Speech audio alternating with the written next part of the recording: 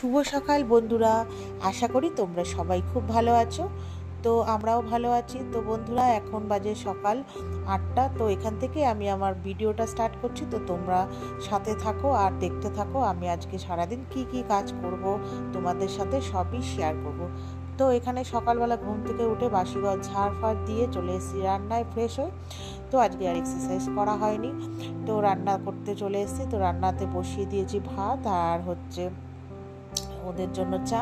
আর মেয়ে আজকে বায়না করেছে, মেয়ে আজকে নিয়ে যাবে পনির পরোটা। তো আমি তো এগুলো পারি না, তবুও চেষ্টা করব করে দিতে। এর আগে একদিন করে দিয়েছিলাম, তো বললাম আমি তো খুব একটা পারি না। তো ও বললো সেটাই খাবে। তো যাই হোক, ওকে বানিয়ে দেবো। তো তার আগে চা হতে হতে আর ভাত হতে হতে আমি এখানে ময়দাটাকে তোমার চিনি, নুন আর সাদা তেল দিয়ে মেখে রেখেছি, যাতে ডোটা ভালো হয়, সফট হয়। আর এখানে দেখো পনিরটাকে আমি গ্রেট করে নিচ্ছি। তার মধ্যে মেশাবো নুন, চাট মশলা, কাসুরি মেথি আর মেশাবো গোলমরিচের গুঁড়ো আর হালকা দেবো একটু মিষ্টি।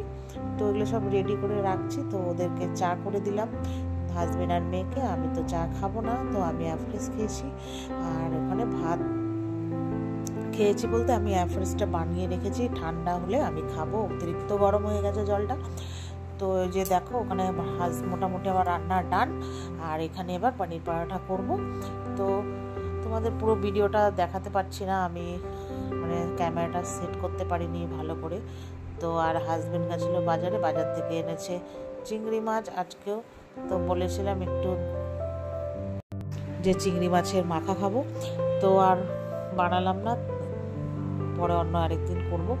তো যাই হোক, এখানে পরোটা করব, মেয়ের টিফিন রেডি করছি। ওই প্রথমে দেখো বেলে নিয়েছি একটা রুটি, তার উপরে পনিরের স্টাফিংটা দিয়ে আবার আরেকটা রুটি দেখো ওটাকে পুরো উপর দিয়ে দিয়ে এবার চেপে চেপে সেট করে নেব। তারপরে যাতে না পুরটা বেরিয়ে যায়, একটু হাত দিয়ে একটু ভালো করে চেপে চেপে দেবো, ঠিক আছে। তারপরে তোমার তাওয়াতে দেব, দেখো যেইভাবে পরোটা আর কি করে। তো ভালো করে টান টান করে দুটো রুটি একসাথে তোমার মুড়ে দিলাম, যাতে না খুলে যায় ভাজার সময় এদিক ওদিক করে। তো দেখো প্রথমে দেখো পরোটাকে এদিক ওদিক করে দু পিঠ ভেজে নেব, তারপরে তেল দিয়ে একটু কড়কড়া করে ভেজে নেব। তো এইভাবেই আমি ওই ভেতরে গোল্লা করে স্টাফিং করে বেলতে পারি না, ফেটে যায়। ওটা চেষ্টা করব আস্তে আস্তে, নিশ্চয়ই কোনো না কোনো একদিন তো হবেই। যখন অনেক কিছুই রান্না শিখেছি মোটামুটি, আগে তো কিছুই করতে পারতাম না, এখন ইউটিউব দেখে মোবাইল দেখে অনেক কিছুই মোটামুটি শিখেছি। তো যাই হোক, মোটামুটি এই যে আমার পরোটা এইরকম টাইপের দেখতে হয়েছে। তো তোমরা বলো, জানিও মেসেজ করে যে কেমন হয়েছে। তো এবার মেয়েকে দেবো আর হাজব্যান্ডকে দেবো একটু, হাজব্যান্ড খেয়ে যাবে বলতে অফিসে যখন যাবে তার আগে, যখন খেতে বসবে তখন একটু দেবো। ও তো ভাত খাবে, তো তার আগেও দেবো টেস্ট করতে।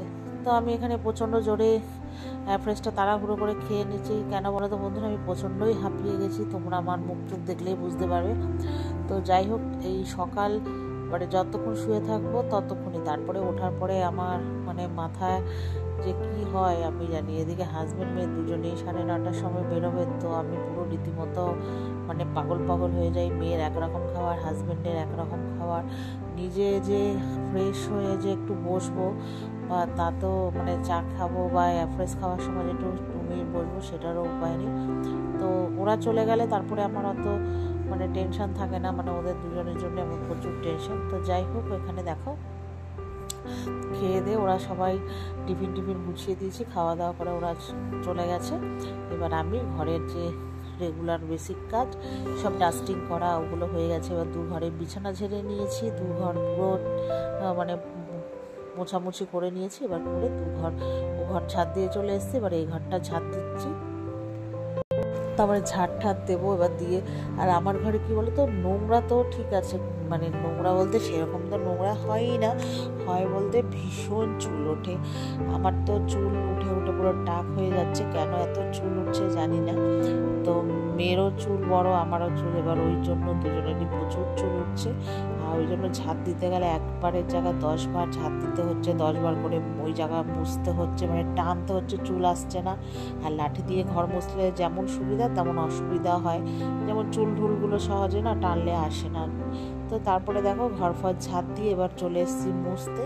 তো মোটামুটি আমার মোছার ডান। আজকে হচ্ছে বৃহস্পতিবার, তোমাদেরকে তো বলাই হয়নি, এটা হচ্ছে বৃহস্পতিবারের ভিডিও। তো বৃহস্পতিবার এবারে পুজো দেবো, তার একটা টেনশন রয়েছে। তো আমার মোটামুটি ঘর মোছা হয়ে গেছে। তো ঘর ঠর মুছে পুজো দিয়ে, মানে ঘর ঠর মুছে বা স্নান টান করে পুজো দিয়েছি। আজকে ঠাকুরকে খুব ভালো করে পুজো দিয়েছি। তো পুজো টুজো দিয়েছি, দেওয়ার পরে বসে তো চা খাবো বলতে একটু চা করেছি, কিন্তু কী বলতো আমার খুব অম্বল হয়ে গেছে, গলা জ্বালা করছে, তবুও খেলাম। খাওয়া দাওয়ার পরে দেখছি আরও বেশি করছে, তো চা খেলাম একটা বাটারফ্লাই বিস্কুট দিয়ে। তো খাওয়া দাওয়া করে ছাদে যত জামা কাপড় ছিল, আর আজকে তো প্রচণ্ড রোদ উঠেছে, আমার জামা কাপড় প্রচুর জামা কাপড় কেচেছি। তো ওখান থেকে নিয়ে চলে এসেছি। আসার পরে তোমার এবার সব ভাঁজ করে এবার সব মানে ওয়ার্ডরোবে ঢুকিয়ে নেব। তো তারপরে এক এক করে সব ভাঁজ করছে। আর জামাগুলো অনেক দিন পর, মানে কী বলতো, ঘরে এত আলো, রোদের এত ইয়ে, ঘরটা যেন একটা ফ্রেশ ফ্রেশ লাগছে। তো যাই হোক, এবার আমি জামা কাপড় সব ওয়ার্ডরোবে রেখে এবার আমি যে দুপুরে খাবো, কী খাবো চলো তোমরা দেখতে পাবে। খাবো হচ্ছে ডালিয়া। এবার যেহেতু আমি একটা ডায়েট চার্টের মধ্যে রয়েছি, তবুও মানে চেষ্টা করি, মাঝে মাঝে হচ্ছে উলট পালট হয়ে যায়। তো মাঝে মাঝে টুকটাক জিনিস খাওয়াও হয়ে যাচ্ছে। তো যাই হোক, এখানে মানে ডালিয়াটা করছি, সব রকম সবজি দিয়েছি, সাথে একটু পেঁয়াজও দিয়েছি, দিলে খুব টেস্টি হয়। তো অল্প একটু তেলে, ডালিয়া করতে গেলে তো বেশি তেল লাগে না, অল্প একটু তেল দিয়েছি। দেওয়ার পরে দেখো সব সবজি টবজি দিয়ে একদম ফোড়ন দিয়ে বসিয়ে দিয়েছি। এবার তারপরে সাইডে করছি একটু পনির আর কুমড়ো ভাজা আর আলু ভাজা করছি, যেহেতু মেয়েকেও দেবো, মেয়েও এসে খাবে, ওই জন্য। মেয়ের জন্য ভাতও আছে একটুখানি রেখেছি, আর এই মেয়ে আলু ভাজা খেতে প্রচণ্ডই ভালোবাসে। তো যতই হোক আমার অতটা লাগবে না, তো আমি কুমড়ো ভাজা খাবো বলে কাটবো ভেবেছিলাম, কারণ না একটু আলু ভাজা মেয়েও ভালোবাসে, ও এসেও খাবে। তো যাই হোক, আমার খাওয়ার মানে হয়ে গেছে। এবার আমি প্লেটে বেড়ে নিচ্ছি। এখন বাজে 1:30, হ্যাঁ 1:30 না 1:45 মতো বাজে, ভুলে গেছি টাইমটা। ওই ওরকমই আমাদের 1:30টার মধ্যে খাওয়া মানে খেতে হবে, ওই জন্য 1:30 থেকে 1:45-র মধ্যে খাবো আর কি। তো ওই জন্য দেখো হয়ে গেছে। আর ওইদিকে পনির একটুখানি ভেজে নিয়েছি এপিট ওপিট করে, আর এইদিকে আলু কুমড়োটা উল্টে দিচ্ছি। যেহেতু আমি আলুর ভাজাটা খাবো না, কুমড়ো 2-1টা নেব, ঠিক আছে। আর আলু যদি দেখি বেশি হয়, মেয়ের জন্য রাখার পরে ওখান থেকে একটা নেব। তারপর এই যে পনির, টমেটো, স্যালাড কেটে নিয়েছি, শসাটা কাটিনি।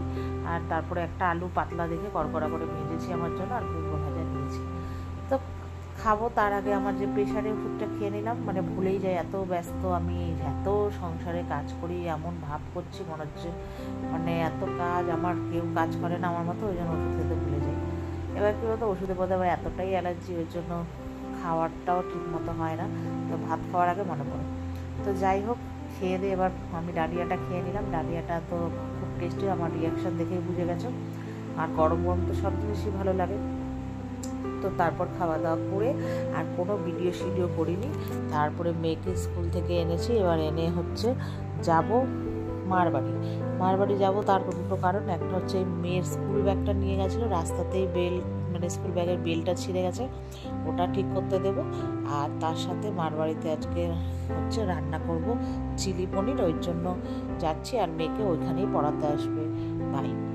তো ঘর থেকে বেরোলাম, বেরিয়ে এবার তালা ঠালা দিয়ে মেয়ে এবার হাঁটা দেবো মার বাড়িতে।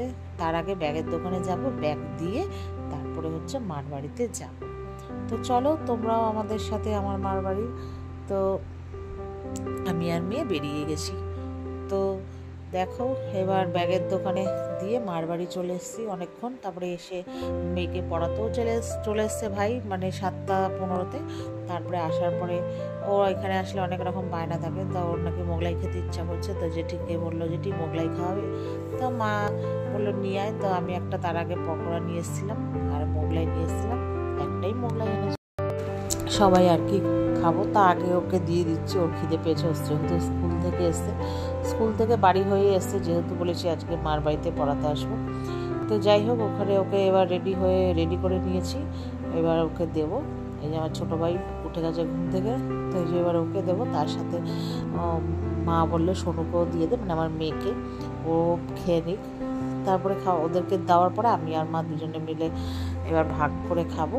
তো আমি বেশি খাবো না, কী বলো তো, খেলে রাতে খেতে পারবো না। আর ওখানে আসার সময় চিকেন ম্যাগি কিনে নিয়ে এসেছিলো, মেয়ে একা একাই করেছে দেখো, এক টেকি জল দিয়ে আর কি। আমি বললাম এখন খাস না, না ও এখনই খাবে। তো আর কি, তা আমাকে বলছে টেস্ট করে দেখো, আমি একটুখানি টেস্ট করলাম, আমি বললাম খুব ভালো হয়েছে। তারপরে আর কি, ওর মতো এবার বললো যে আমি এবার একটু টিভি দেখবো। আমি ঠিক আছে দেখ, ও দেখবে। এবারে আমি রাত বাজে এখন 9টার কাছাকাছি, তো আমাকে তো বাড়িও যেতে হবে। তো মা বললো তাড়াতাড়ি করে ফেল, ভাইও তো খাবে, বড় ভাই। তো এখানে এবার রেডি করছি। এবার পনিরটা ফ্রিজ থেকে বার করে নিয়ে এসেছি, তার সাথে লঙ্কা, আদা। তোমরা তো জানোই আমার মাকে কি মা অনেক দিন, 1 সপ্তাহের মতো বেটে রেখে দেয় ফ্রিজে, যেহেতু মার এখন রান্নার প্রচুর তাড়া থাকে ওই জন্য। আর এর আগে আমি মিক্সিতে বেটে দিয়েছিলাম, মায়ের মিক্সিটা নষ্ট হয়ে গেছে বলে। তো এই যে এবার পনিরগুলোকে কেটে নেবো। আমার মেয়ে এসে আগেই বলছে আমাকে ভাজা হলে দেবে, ওই প্লেট রেডি করে সামনে দিয়ে দেখো গেল।